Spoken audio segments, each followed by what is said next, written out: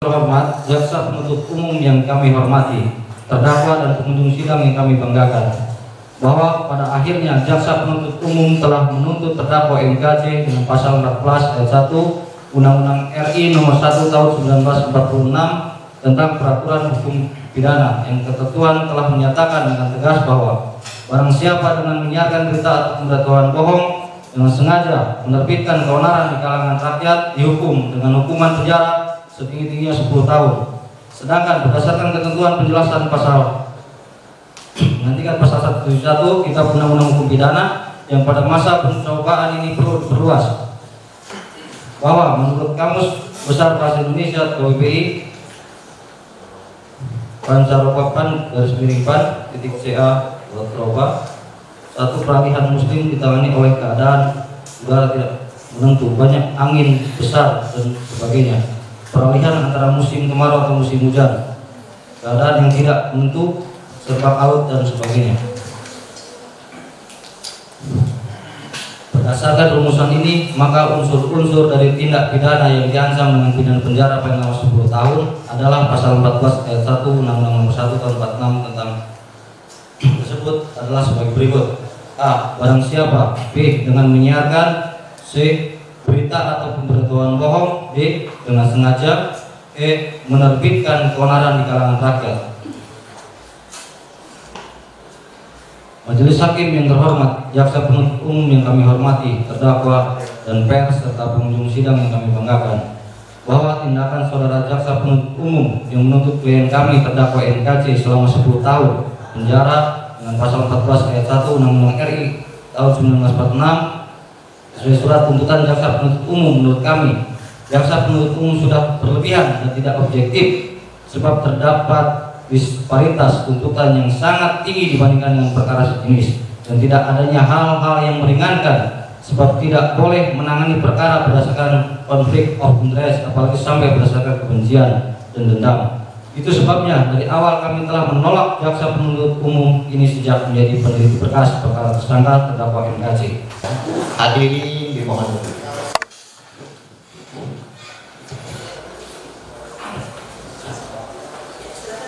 Hadirin dipersilakan dulu.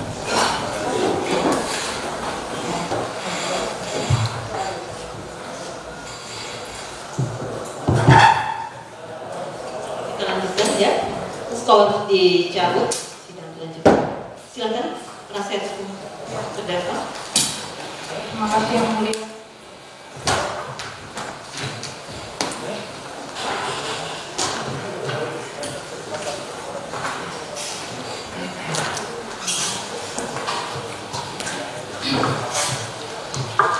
Bahwa hampir semua peribadatan Yahudi, Kristen, dan Katolik selalu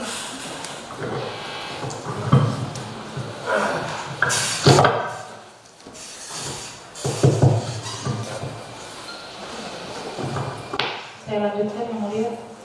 Bahwa hampir semua peribadatan Yahudi, Kristen, dan Katolik selalu dibuka dengan ucapan Bismillah, versi bahasa masing-masing.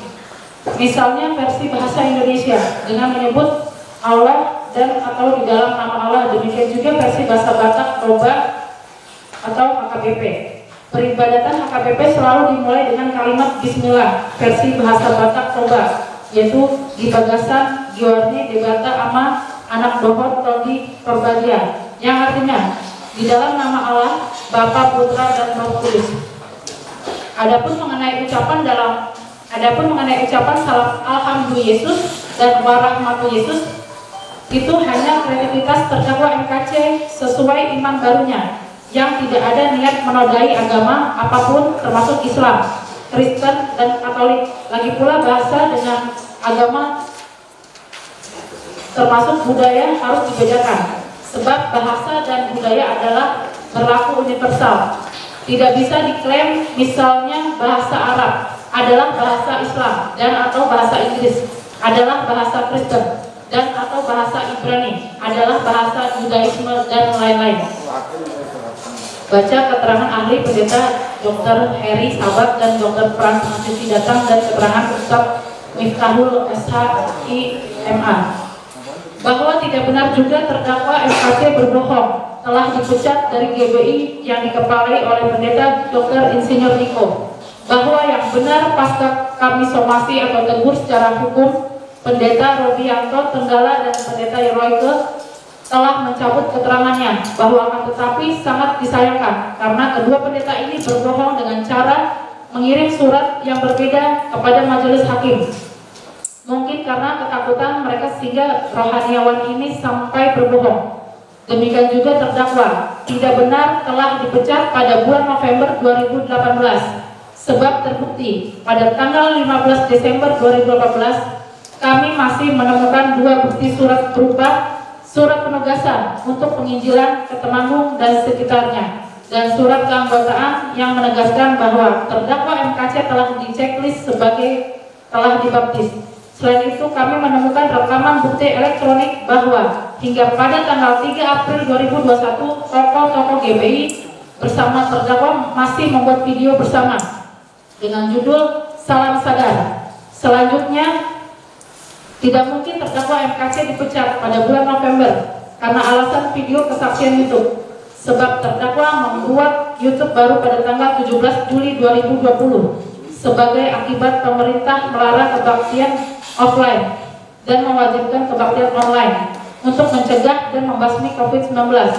Jadi kedua orang rohaniawan inilah pembohong besar karena takut dijadikan tersangka oleh penyidik cyber Polri. 21. Bahwa tidak benar terdakwa MKC berbohong soal berhaji, bahwa yang benar adalah terdakwa MKC pada tahun 1997 dan tahun 1998 ketika terdakwa MKC masih bekerja di Arab Saudi sebagai driver, terdakwa telah pergi naik haji pada musim haji sebanyak 2 kali, disaksikan oleh orang Indonesia yang kebetulan datang dari Indonesia naik haji. Yang sayang yang bersangkutan karena sudah usia ujur dan sakit-sakitan di daerah Jawa Tengah tidak bisa lagi hadir bersaksi ke pengadilan, namun mengirimkan foto bersama terdakwa MKC ketika masih di Mekah naik haji, bahwa terkait terdakwa MKC yang sudah tidak fokus lagi menjawab beberapa pertanyaan jaksa penuntut umum dan pertanyaan majelis hakim dapat dipahami sebagai akibat terdakwa kelelahan ketika diperiksa dari pukul 09.00 WIB sampai pukul 22.00 WIB secara maraton. Sementara kesehatan terdakwa sudah lama terganggu, baik karena gula tinggi atau diabetes, hipertensi atau darah tinggi, pernah suhu tinggi sekira 39,8 derajat Celcius hingga 42 derajat Celcius, belum lagi adanya akibat trauma penyiksaan atau pengeroyokan dan atau dipaksa makan feses atau tai selama ditahan Bareskrim Polri. Syukur terdakwa MKC masih bisa selamat, dan sekarang diduga fungsi ginjal terdakwa MKC juga sudah bermasalah akibat sakit gula atau diabetes yang tidak terkontrol dari bulan Agustus 2021 hingga Desember 2021.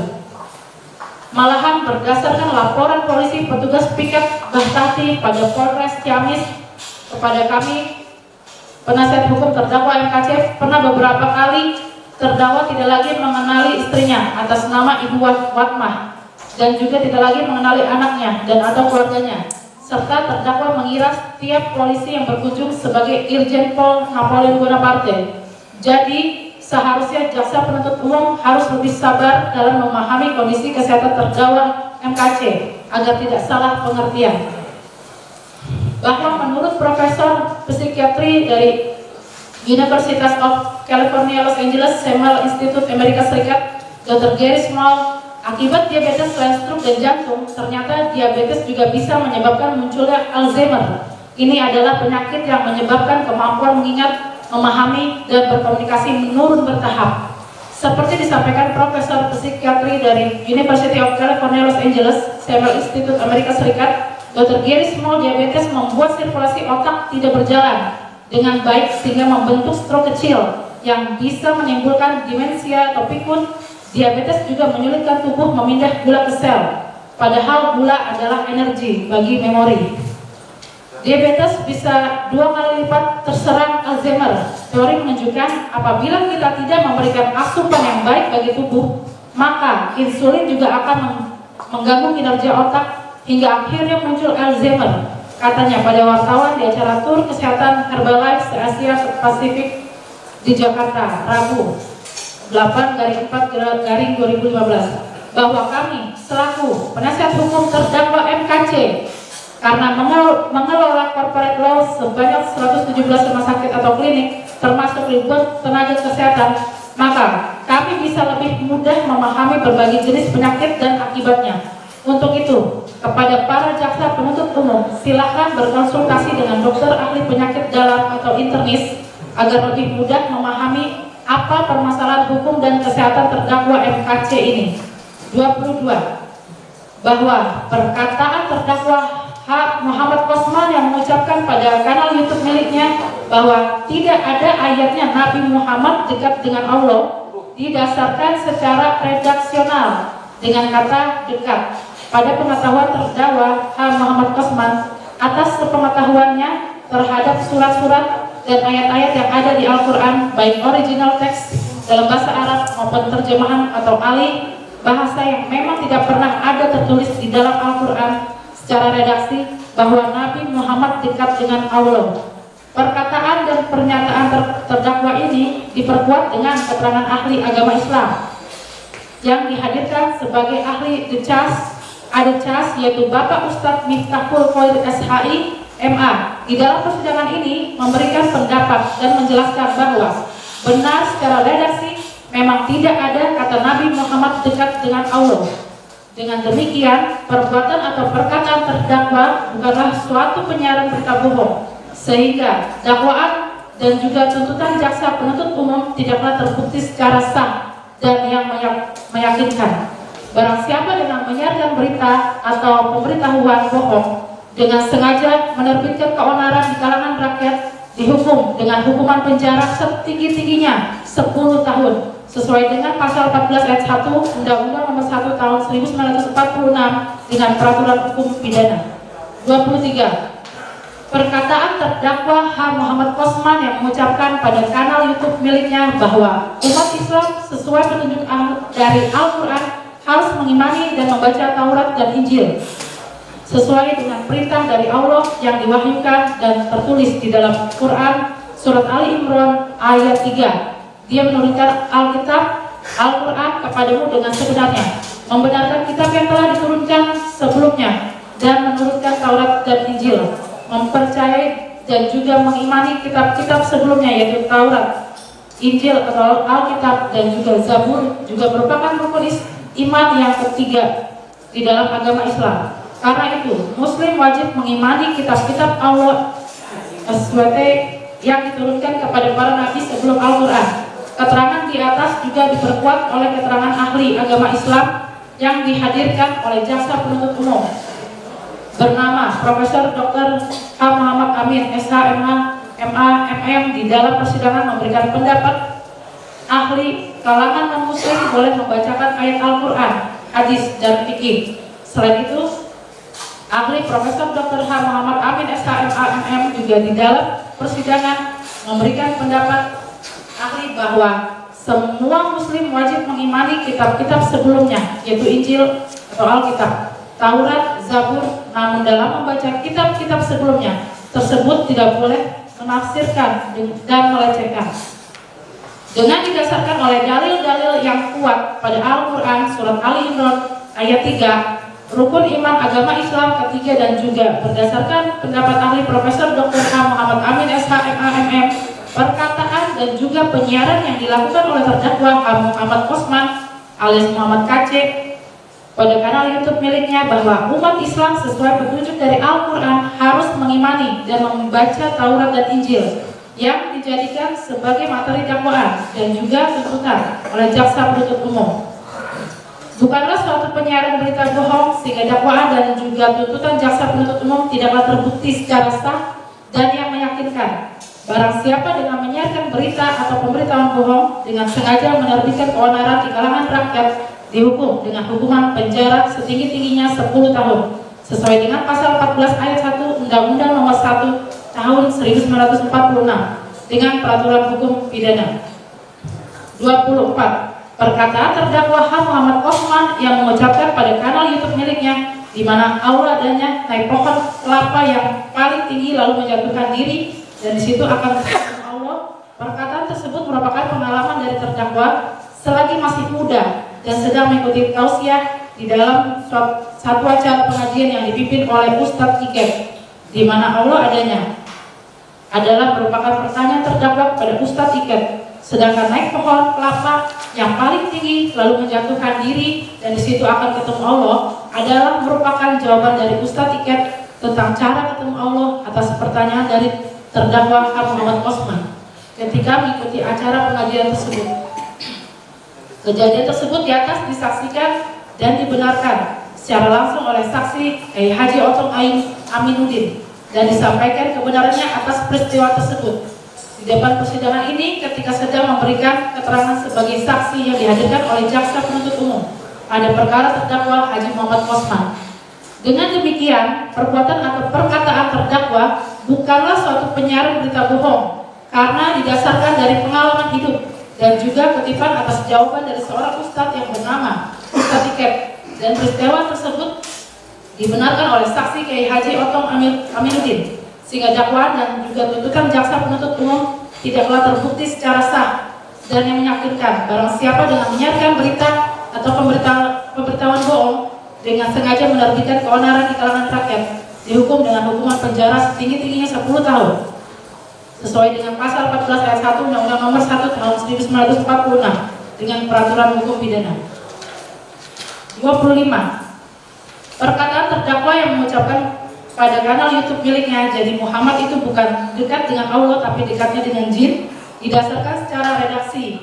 Mereka jin-jin itu mengerumuni yang dipahami oleh terdakwa MKC dengan kata dekat pada pengetahuan terdakwa Muhammad Osman atas pengetahuannya terhadap surat-surat dan ayat-ayat yang ada di Al-Quran, baik dari original teks dalam bahasa Arab maupun terjemahan atau ahli bahasa yang memang tidak pernah ada tertulis di dalam Al-Quran ada kata bahwa Nabi Muhammad dekat dengan Allah, kecuali berdasarkan penafsiran.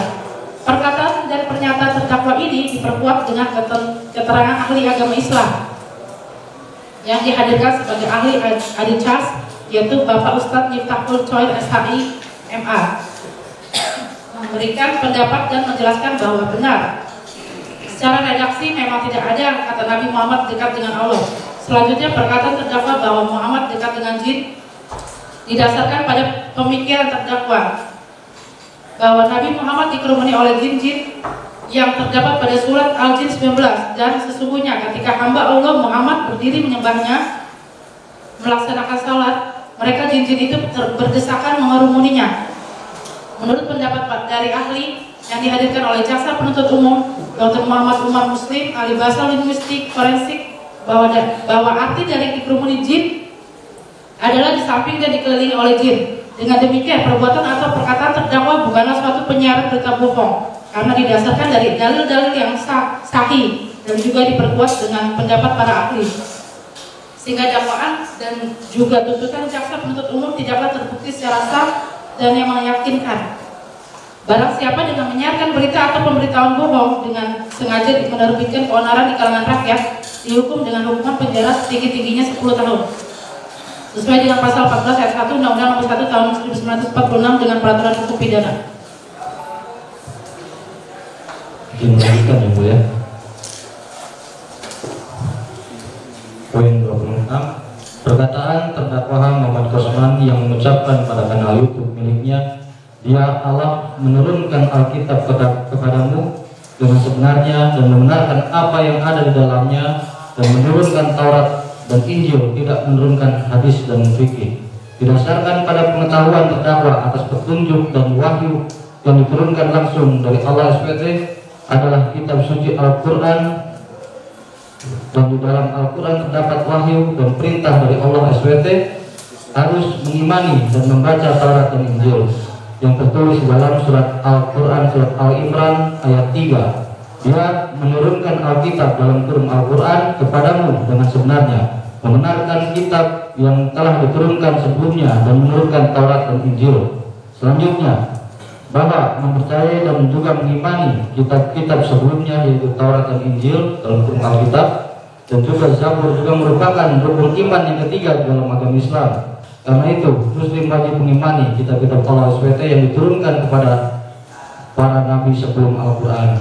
Keterangan di atas juga diperkuat oleh keterangan ahli agama Islam yang dihadirkan oleh jaksa penuntut umum bernama Profesor Dr.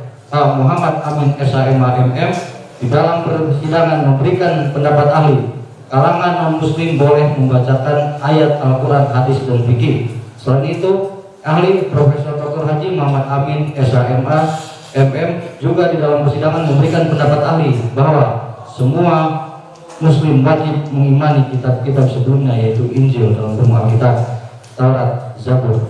Hal tersebut dibenarkan oleh Bapak Kiai Haji Dr. Khalil Nafis PSD selaku Ketua MUI dan oleh Bapak Kiai Haji Dr. Ain Zainuddin selaku Ketua PCNU Bogor. Namun dalam membaca kitab-kitab sebelumnya tersebut, mereka berpendapat tidak boleh menafsirkan dan melecehkan, sedangkan hadis atau sunnah adalah perkataan atau sabda, perbuatan, ketetapan, dan persetujuan dari Nabi Muhammad yang dijadikan landasan syariat Islam. Dan juga fikih adalah salah satu bidang ilmu dalam syariat Islam yang secara khusus membahas persoalan hukum yang mengatur berbagai aspek kehidupan manusia, baik kehidupan pribadi, bermasyarakat maupun kehidupan manusia yang dengan Allah Tuhannya. Dengan demikian, perbuatan atau perkataan terdakwa bukanlah suatu penyiaran berita bohong karena didasarkan dari dalil-dalil yang sahih dan juga diperkuat dengan pendapat para ahli, sehingga dakwaan dan juga tuntutan jaksa penuntut umum tidaklah terbukti secara sah dan meyakinkan.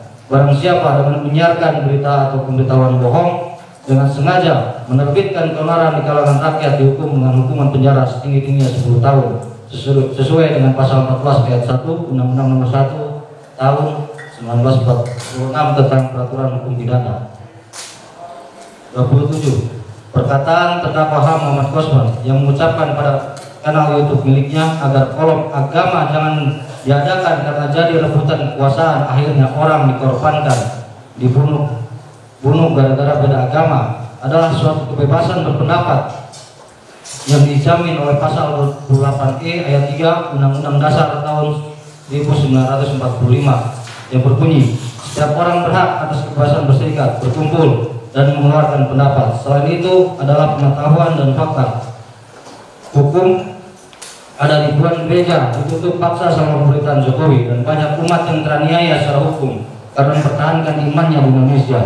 Bahkan ada yang beribadah selama kurang lebih 8-9 tahun di luar pagar halaman Istana Negara Jakarta tanpa solusi pemerintah karena tempat ibadah mereka ditutup paksa seperti gereja HKBP Philadelphia, GKI Yasmin, dan lain-lain. Sebelum lagi banyak yang mati karena bom Bali dan bom Natal. Bahwa terdakwa juga berkata terhadap kejadian-kejadian yang terjadi akibat maraknya kasus kerusuhan dan juga intoleransi yang terjadi di negara Kesatuan Republik Indonesia mulai dari kasus tahun 98 yang mengakibatkan penjarahan dan juga persekusi bahkan pembunuhan terhadap warga negara khususnya etnis Tionghoa, sehingga banyak yang berpindah ke luar negeri khususnya ke Eropa dan Amerika Serikat. Selain itu juga ada kerusuhan Ambon, Poso yang menyebabkan memakan korban jiwa baik dari kalangan yang beragama Kristen maupun Islam. Pada awal masuk pemerintahan Presiden Joko Widodo, himbauan untuk menghilangkan kolom agama pada kartu tanda penduduk juga pernah disampaikan langsung oleh Menteri Dalam Negeri Cahyokumolo di tahun 2014. Dengan demikian, perbuatan atau perkataan terdakwa bukanlah suatu penyiaran berita bohong karena didasarkan dari kebebasan berpendapat yang dijamin oleh pasal 28E Undang-Undang Dasar tahun 1945. Peristiwa-peristiwa kelam yang pernah terjadi di negara Kesatuan Republik Indonesia dan juga diperkuat dengan himbauan Menteri Dalam Negeri Bapak Cahyokumolo pada tahun 2014, sehingga dakwaan dan juga tuntutan jaksa penuntut umum tidaklah terbukti secara sah dan meyakinkan.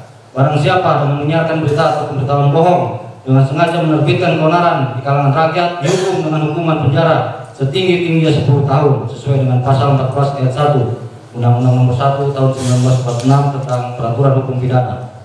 28.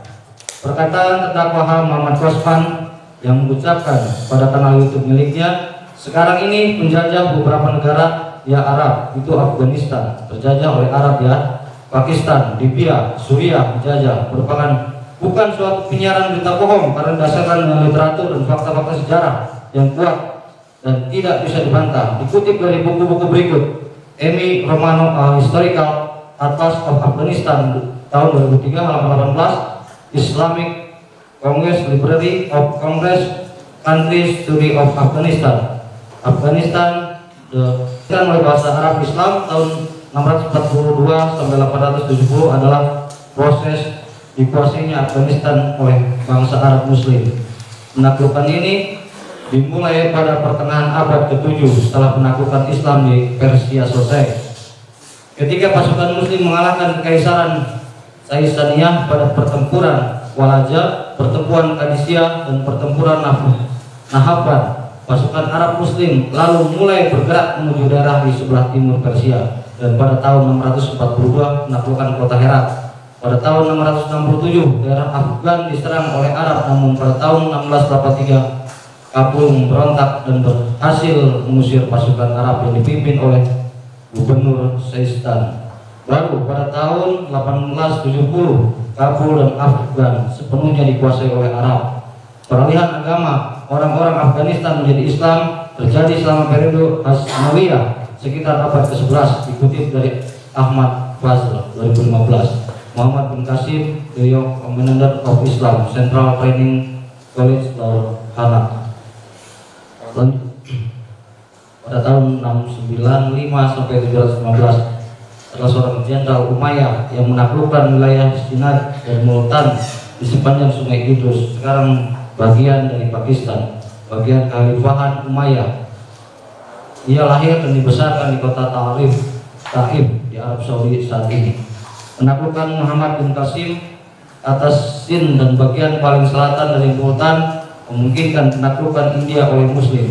Penaklukan Libya pada 642 Masehi dipimpin Komando Jenderal Muslim Amr bin As. Pasukan yang mana pada era kepemimpinan Umar bin Khattab pada masa itu berhasil menguasai Libya di kawasan Sirenaika dan membangun sebuah markas pertahanan di Parsi. Penaklukan Suriah yang pada saat itu merupakan bagian dari kerajaan Romawi Timur atau Bizantium oleh Arab Muslim terjadi pada paruh pertama abad ke-7, di mana wilayah ini sudah dikenal sebelumnya dengan nama lain seperti Bilad al-Sam, Levan, atau Suriah Raya. Sebenarnya pasukan Islam sudah berada di perbatasan selatan beberapa tahun sebelum Nabi Muhammad meninggal dunia tahun 622 Masehi, sebelum terjadinya pertempuran Mut'ah pada tahun 629 Masehi. Akan tetapi penaklukan sesungguhnya baru dimulai pada tahun 634 Masehi di bawah perintah Khalifah Abu Bakar dan Umar bin Khattab dengan Khalid bin Walid sebagai panglima utamanya. Silakan jaksa penuntut umum pelajari sejarah berdasarkan sumber-sumber artikel dan buku di atas. Dengan demikian, perbuatan atau perkataan terdakwa bukanlah suatu penyiaran berita bohong karena didasarkan dan bersumber dari literatur dan fakta-fakta sejarah terhadap peristiwa penaklukan dan penjajahan yang dilakukan oleh bangsa Arab terhadap bangsa-bangsa dan wilayah-wilayah negara Afghanistan, Pakistan, Libya, dan Suriah. Sehingga dakwaan dan juga tuntutan jaksa penuntut umum tidak terbukti secara sah dan meyakinkan. Barang siapa yang menyiarkan berita atau pemberitahuan bohong dengan sengaja menerbitkan keonaran di kalangan rakyat dihukum dengan hukuman penjara setinggi-tingginya 10 tahun sesuai dengan pasal 14 ayat 1 Undang-Undang Nomor 1 Tahun 1946 tentang Peraturan Hukum Pidana.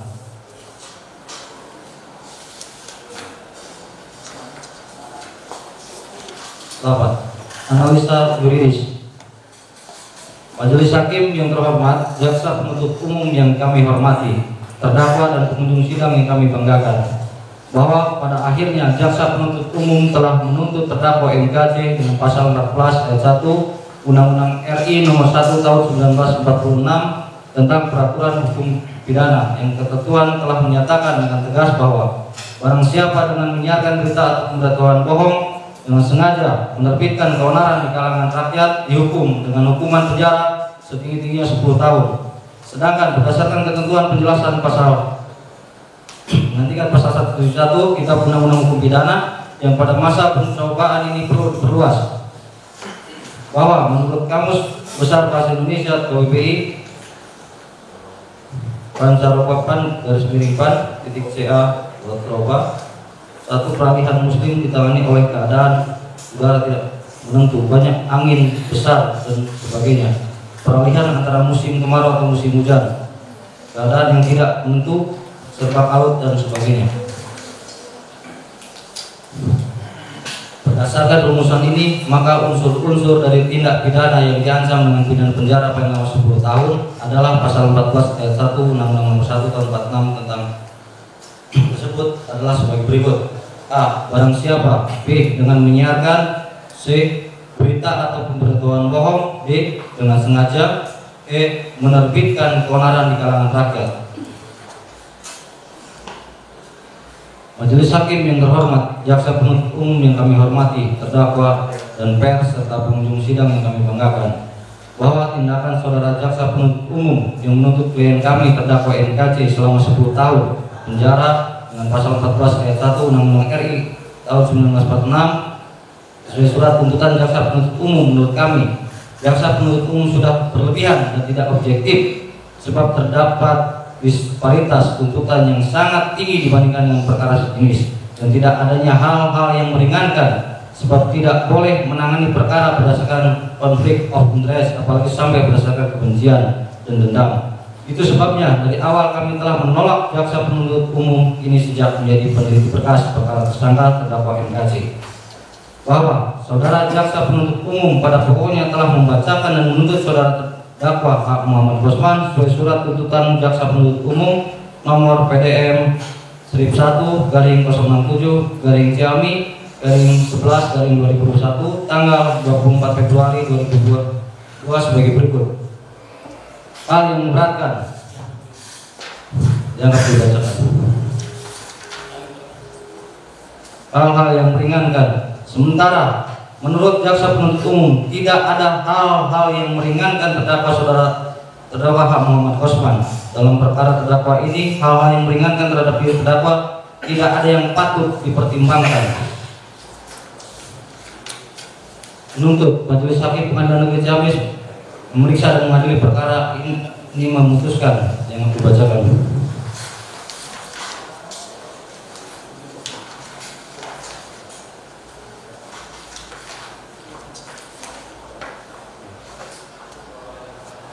Menurut hemat penasihat hukum terdakwa, tindakan jaksa penuntut umum sudah berlebihan dan tidak objektif, sebab terdapat disparitas tuntutan yang sangat tinggi dibandingkan dengan perkara sejenis, dan tidak adanya hal-hal yang meringankan selain tidak benar juga tidak berdasar secara hukum. Dan tuduhan jaksa penuntut umum tentang surat dakwaan dan tuntutan berdasarkan pasal 14 ayat 1 Undang-Undang RI nomor 1 tahun 46 tentang peraturan hukum pidana junto pasal 64 ayat 1 bahwa pidana belum terbukti menurut hukum.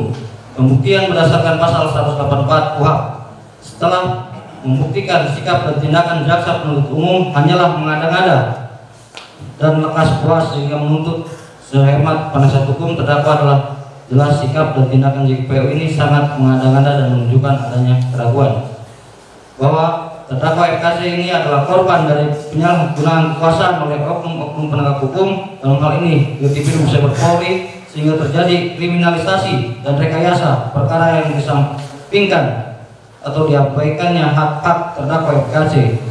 Padahal hak-hak terdakwa telah dijamin oleh Pancasila dan Undang-Undang Dasar 1945, khususnya pasal 27 dan pasal 28 Undang-Undang Dasar 1945 sebagai segala sumber hukum negara Republik Indonesia, maupun dalam pasal 50 KUHP sampai dengan pasal 68 KUHP. Majelis Hakim yang terhormat, jaksa penuntut umum yang kami hormati, terdakwa pers, peserta sidang, pengunjung yang kami banggakan. Sekarang yang menjadi pertanyaan bagi kami selaku penasihat hukum terdakwa, apakah benar bahwa hasil pemeriksaan selama persidangan ini telah betul-betul membuktikan surat dakwaan dan tuntutan jaksa penuntut umum berdasarkan pasal 14 ayat 1 Undang-Undang RI nomor 1 tahun 1946 tentang hukum pidana junto pasal 64 ayat 1 KUHP pidana, sebagaimana dalam dakwaan pertama primer saudara jaksa penuntut umum telah terbukti berdasarkan alat pembuktiannya sebagaimana dimaksud oleh pasal 184 KUHP, bahwa usaha saudara jaksa penuntut umum dalam mencari dan menemukan hal-hal untuk disesuaikan dan atau dicocok-cocokkan dengan unsur-unsur pada surat dakwaan dan tuntutannya, sehingga saudara jaksa penuntut umum tiba pada suatu kesimpulan bahwa terdakwa MKC dituntut terbukti bersalah sebagai pelaku sebagaimana dalam pasal 14 ayat 1 Undang-Undang RI tahun 46 tentang peraturan hukum pidana junto pasal 64 ayat 1 KUH pidana, sebagaimana dalam dakwaan pertama primer belum atau tidak memiliki landasan juridis sehingga demi hukum harus ditolak demi hukum karena tidak berdasar secara hukum pembuktian. Perlu kami ingatkan bahwa pemeriksaan dalam persidangan ini bukanlah sekedar mencari hal-hal untuk disesuaikan atau dicocok-cocokkan sesuai selera penyidik dan jaksa penuntut umum dengan unsur-unsur pasal yang didakwakan atau dituntut kepada terdakwa NKC, melainkan haruslah fakta-fakta yang benar dan tidak dimanipulasi dan tidak berdasarkan asumsi atau fiktif, apalagi tidak sesuai fakta-fakta hukum, bukan pula berdasarkan konflik of interest, apalagi sampai ke tentang bahwa fakta-fakta tersebut harus dapat merekonstruksikan kejadian atau peristiwa hukum yang sesungguhnya terjadi, sehingga pada akhirnya paparan dan uraian atas fakta-fakta tersebut berdampak pada putusan yang dijatuhkan oleh majelis hakim, yang pada akhirnya memberikan rasa keadilan, kebenaran, dan kepastian hukum serta kemanfaatan hukum bagi terdakwa NKC dan keluarganya. Perlu dipahami bahwa hendaknya dalam menentukan bersalah atau tidaknya terdakwa bukanlah menentukan keterampilan atau skill, kepandaian knowledge dalam seorang penyidik dan jaksa penuntut umum, akan tetapi haruslah berdasarkan keadaan atau peristiwa yang sesungguhnya, sebab keadilan dan kepastian hukum serta kemanfaatan itu tidak hanya tercermin dalam putusan majelis hakim semata, akan tetapi juga tercermin dalam proses hukum acaranya, mulai dari tingkat penyelidikan, penyidikan, penuntutan dan pemeriksaan dalam persidangan. Majelis hakim yang terhormat, jaksa penuntut umum yang kami hormati, beserta pers, terdakwa, dan sidang pengunjung yang kami banggakan. Kami yakin bahwa majelis hakim mengetahui dan menyadari betul sepenuhnya akan tugas dan pengabdian atas nama negara yang dibebani tanggung jawab besar untuk menegakkan kepastian hukum dan keadilan berdasarkan ketuhanan yang Maha Esa, sebagaimana irah-irah putusan majelis hakim harus secara merdeka dan tanpa dipengaruhi oleh kepentingan apapun dan kepentingan siapapun selain daripada kepentingan hukum itu sendiri. Harapan kami, majelis hakim dapat bijaksana memberikan putusan yang benar secara material dan adil bagi terdakwa NKC serta bagi masyarakat pencari keadilan, sehingga putusan majelis hakim tersebut menjadi kebanggaan dan diagungkan sepanjang masa sebagai tugas rutinitas mulia yang tercatat dalam sejarah dan literatur hukum dan terdapat di perpustakaan sebagai karya agung putra terbaik bangsa yang dikenang sepanjang masa oleh anak dan cucu kita kelak, serta menjadi berguna untuk mendewasakan dan menyadarkan masyarakat Indonesia akan arti dari kesadaran hukum dan keadilan yang berdasarkan kebenaran dan keadilan yang dilandasi dengan adanya sikap mental yang baik serta takut akan kuasa Tuhan yang Maha Esa. Majelis hakim yang terhormat, jaksa penuntut umum yang kami hormati, beserta pers, terdakwa, dan sidang pengunjung yang kami banggakan. Tentang adanya pernyataan saudara jaksa penuntut umum bahwa terdakwa NKC telah terbukti secara sah dan meyakinkan bersalah melakukan tindak pidana sebagaimana dimaksud dalam pasal 14 ayat 1 Undang-Undang RI nomor 1 tahun 46 tentang peraturan hukum pidana junto pasal 64 ayat 1 KUH pidana, sebagaimana dalam dakwaan pertama primer dalam surat dakwaan jaksa penuntut umum dan tuntutan jaksa penuntut umum. Perlu kami sikapi dan kami jelaskan bahwa terminologi dari terbukti secara sah dan meyakinkan sulit atau tidak dapat ditemukan di literatur sehingga sulit memberi definisi yang lengkap. Bahwa tentang terbukti secara sah dan meyakinkan itu paling tidak harus mencapai batas standar minimal pembuktian. Artinya saudara jaksa penuntut umum harus membuktikan kesalahan terdakwa NKC dengan prinsip tidak bersalah sampai dibuktikan kesalahannya, innocent until proven guilty, dan atau presumption of innocence. Juga harus berdasarkan alat bukti yang sah sebagaimana dimaksud dalam pasal 184 ayat 1 KUHP serta memenuhi sekurang-kurangnya berdasarkan dua alat bukti yang memenuhi syarat formal dan material, ditambah keyakinan hakim. Menyatakan terdakwa NKC telah terbukti secara sah dan meyakinkan telah melakukan tindak pidana, haruslah jelas unsur kesalahannya karena terbukti melakukan suatu peristiwa hukum belum tentu ada unsur kesalahan yang melawan hak atau hukum, sebab jatuhnya pemidanaan dan atau penghukuman haruslah ada kesalahan. Dengan perkataan lain, sesuai falsafah Kolegium Hukum Pidana, tiada pemidanaan tanpa kesalahan, atau when no staff the school, dan tidak ada pertanggungjawaban pidana tanpa kesalahan, karena jantungnya hukum pidana adalah kesalahan. Sebab sesuai adium hukum klasik yang tidak akan pernah bosan kita mendengarnya, bahwa akan lebih baik melepaskan 1000 orang terdakwa yang bersalah daripada menghukum seorang yang tidak bersalah. It's still better of one person of free than only innocent be worthy of death. Itu artinya sangat diperlukan kehati-hatian daripada para penegak hukum agar jangan sampai dihukum orang yang tidak bersalah dan jangan sampai dibebaskan orang yang bersalah. Bahwa terbukti melakukan kesalahan, hendaknya janganlah dakwaan dan tuntutan hukum tanpa dasar hukum, seperti pasal 14 ayat 1 Undang-Undang RI tahun 46 tentang peraturan hukum pidana, junto pasal 64 ayat 1 KUH pidana, sebagaimana dalam dakwaan primer, spekulatif, berasumsi, tafsirkan, fiktif dan imajinatif, dan atau sampai diskriminatif. Tetapi haruslah kesalahan tersebut terbukti berdasarkan alat bukti yang sah sebagaimana dimaksud oleh pasal 184 KUH, beralasan dan tidak diragukan lagi tentang kesalahannya, sesuai dengan apa yang terungkap berdasarkan fakta-fakta yuridis pada persidangan yang terhormat ini. Untuk menjawab dan memperjelas pernyataan para tim penasihat hukum terdakwa IKC tadi, kami akan mengemukakan dan memaparkan serta menguraikan tentang fakta-fakta mana yang terbukti dan tidak terbukti secara sah dan meyakinkan. Selanjutnya kami akan berusaha menunjukkan dan membuktikan bahwa atas dasar fakta-fakta tersebut sampai sejauh mana perbuatan atau tindakan terdakwa IKC telah sesuai dan memenuhi unsur-unsur pasal yang didakwakan kepada terdakwa IKC. Kemudian, apakah kesalahan dimaksud bersifat melawan hak atau melawan hukum sesuai dimaksud hukum pidana? Apakah perbuatan terdakwa MKC merupakan tindak pidana sebagaimana tuntutan JPU? Apakah perbuatan tersebut merupakan kejahatan, misdriven atau suatu pelanggaran overtaken?